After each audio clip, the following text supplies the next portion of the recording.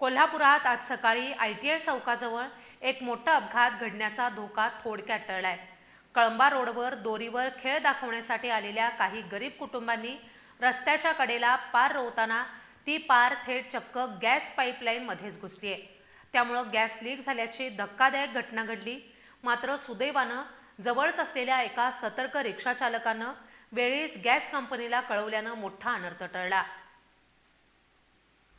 कोल्हापूरच्या ITI चौकाजवळ कळंबा रोडवर आज सकाळी 12 वाजण्याच्या सुमारास एक धक्कादायक प्रकार घडलाय।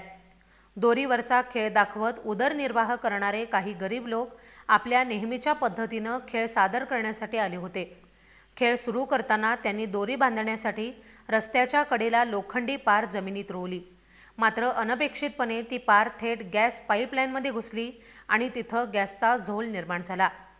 घटनास्थळापासून अगदी काहीच अंतरावर असणाऱ्या रिक्षा स्टॉपवरील एका जागरूक रिक्षा चालकानं प्रसंगावधान राखत तत्काळ गॅस चेंबरवर असणाऱ्या मोबाईल नंबरवर संपर्क साधला।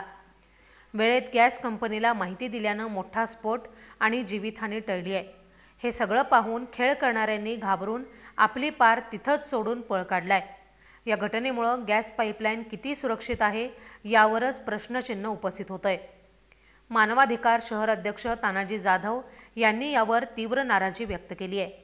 महापालिकेच्या नियमानुसार गॅस पाईप ही किमान 3 फूट खोल असावी लागते, मात्र इथं ती फक्त 2 फूट खोल बसवण्यात आली आहे। यामागे महापालिकेच्या अधिकाऱ्यांचं गंभीर दुर्लक्ष स्पष्टपणे दिसून येत आहे।